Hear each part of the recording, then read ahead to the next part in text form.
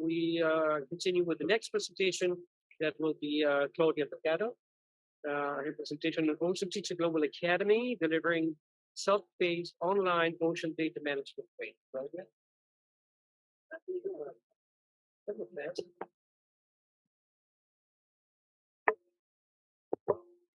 Good afternoon, everyone. Nice to see so many known faces.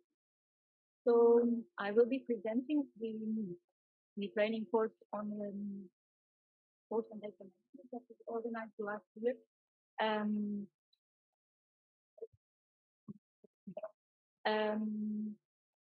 I don't think I need to explain the need for training on ocean data management for the audience, so I will move on. Last year we decided to organize a training course completely from the scratch, online, self-paced. And we did so because of the need for training on ocean data management, and also because it's a recurrent training need topic for IOD. We decided to organize, and I'm very sorry because something went out of place there with the picture. We decided to organize a training course that across 6 weeks, 6 plus 1 week, self-paced for this topic. But before moving on, I would like to clarify what we mean by online in this context. And here we mean organizing a structured training course with different learning resources and assessment tools, and also allowing for learning collaboration, and all this using a learning management system, which in the case of OceanTeacher is Moodle. We do not mean streaming live lectures through a web conferencing tool, which is not what the OTDA promotes. Of course, all this to do this, we face several challenges. I think, in a nutshell, it's the difference or the challenge of finding the balance between the different digital literacy levels of the stakeholders at stake, starting by the instructors, which still tend to try to directly transfer what they do on a conventional training course in a classroom context into online learning, and this definitely is not a good practice in this context. And also there's some level of overestimation of what can be done or what they can do in using a learning management system. So we have to coach the trainers on how to use the learning platform. Also from the learners, because it's online, everyone likes to enroll to a course, which of course is not exactly as it should work. And there's also a lower level of engagement and of commitment towards the deadline of the course. It's also, of course, challenging to coordinate their daily jobs and following a course on top of that. And of course, there's nothing we can do about time zones. I think you know that. We have to live with it.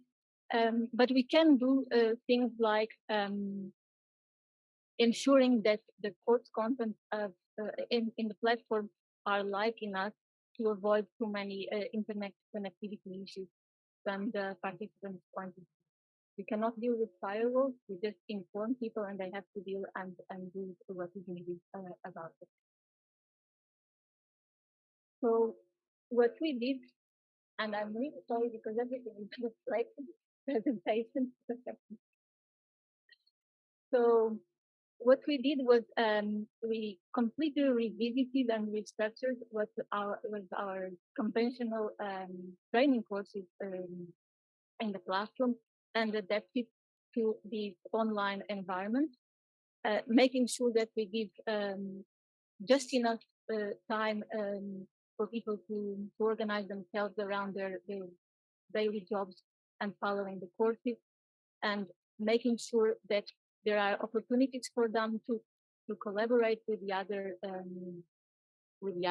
participants, and also limiting the synchronous sessions, the live sessions, only for Q&A and discussion sessions.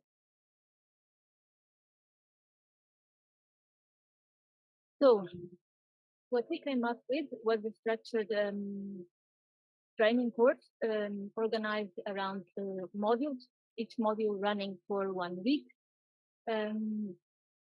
And what we made use was of the tool in Moodle called Lessons, and this because this allows a very easy way of tracking how the participants are following the course, and always including at the end of each module an assessment or more than one assessment moment for them to follow to move on in the course.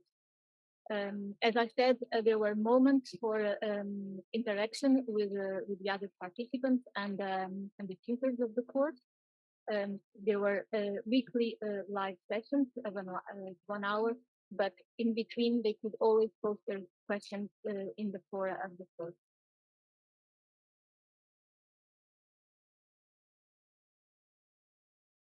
So feedback of the participation and feedback of in the course. Because this was a pilot course, we had an open call for applications. We had 147 from all over the world. We selected 64 people to start the course, and in the end, 50 successfully completed the course. And by successfully completing the course, we mean that they had to complete all the segments of the course, which we could, as I mentioned, we could actively track their completion, and also successfully complete the quizzes. And these had several attempts with the time limits and so on. And in the end, we can also issue digitally the certificates, which are unique. They are issued with a unique number that can be validated and recognized all over the world. At the end of the course, we have always a feedback survey, which is anonymous. And I think what we can highlight from the overall, it was rather positive. Of course, there were a few hiccups that we had to fix in the meantime. But I think one of the things that is quite interesting is that indeed the use of different learning resources between text-based and video tutorials is quite helpful. And also the fact that they can manage their own time. Wrapping up, we follow all our courses are evaluated through a course rubric, a quality metrics course rubric. So each course has to at least achieve 80% at this point. Otherwise, it has to be completely revised and improved. Which takes me to the next slide, which is this ocean data management course, which was a pilot one, has been revised, and the next edition will take place very soon, starting in April. So stay tuned to the OceanTeacher social media. And as a follow-up, we will be organizing a biological data management course later in the year. Thank you very much. And I would like to thank the team, including the colleagues from Leen and helping us putting together this training course.